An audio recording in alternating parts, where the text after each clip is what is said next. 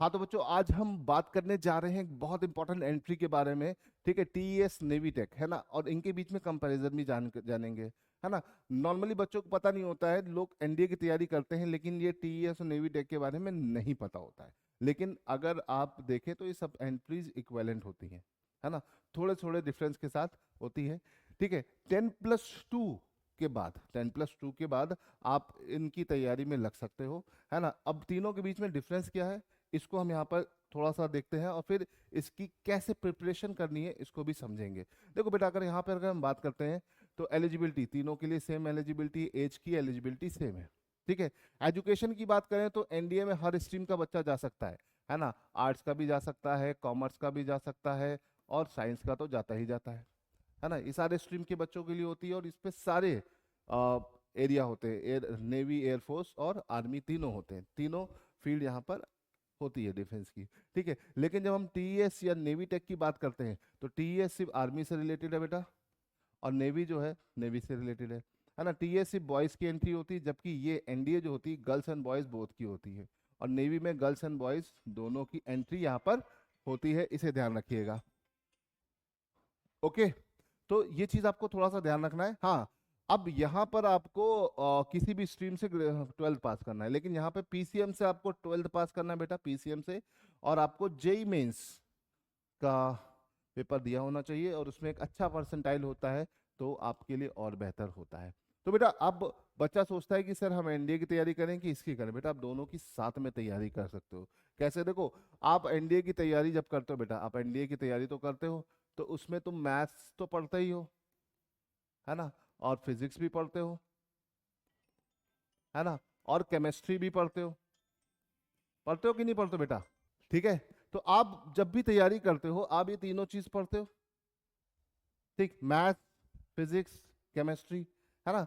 तो बस आपको क्या करना है, उसकी तैयारी के साथ साथ जेई मेंस के इसके क्वेश्चंस लगाते जाइए सब में, है ना। अपना एक लेवल पर इसकी थोड़ी थोड़ी क्वेश्चंस उस लेवल पे लगाते जाइए, जेई मेंस में आपकी अच्छी परसेंटाइल बन जाएगी।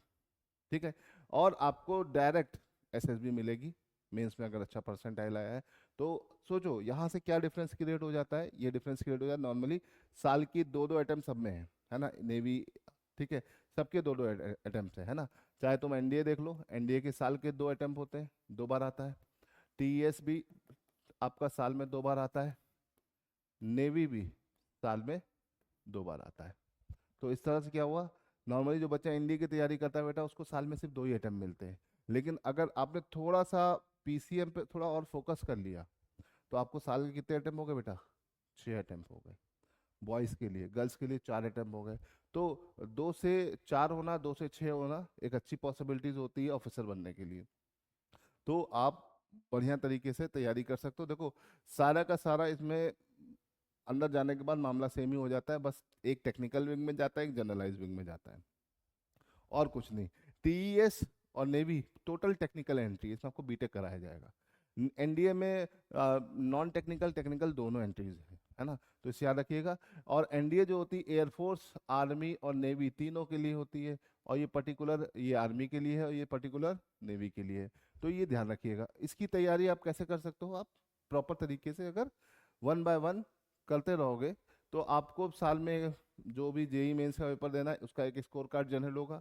एक स्कोर कार्ड से तुम 2 एसएसबीज में एनरोल्ड हो सकते हो, है ना, अगर बस स्कोर कार्ड आपका अच्छा होना चाहिए, है ना। तो यहाँ से आपको नेवी टेक की और टीईएस की एंट्रीज अच्छे से मिल जाएंगी। बस आपको कुछ नहीं करना है, आपको जेई के प्रीवियस ईयर लगाते रहना है साइड बाय साइड, है ना। अगर आपके प्रीवियस ईयर अच्छे से लग रहे हैं तो आपका स्कोर अच्छा होगा, क्योंकि आपको एडवांस में तो जाना नहीं है, तो उसकी अलग मेहनत होती है। जेई मेंस की मेहनत आप एनडीए के साथ कर सकते हो, बस आपको पीसीएम पे थोड़ा एक्स्ट्रा फोकस करना होगा। तो आई होप कि आपको मेरी बात समझ में आ रही होगी, है ना बेटा। तो इस तरीके से आप अपनी तैयारी को कर सकते हो।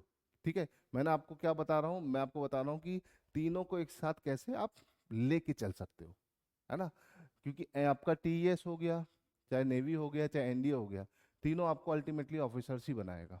बस थोड़े थोड़े से डिफरेंसेस होते हैं। हाँ, तीनों में भी परमानेंट कमीशन होता है, ऐसा नहीं कि आप नॉन परमानेंट कमीशन है, सेम रैंक, सेम प्रोफाइल, सब कुछ सेम।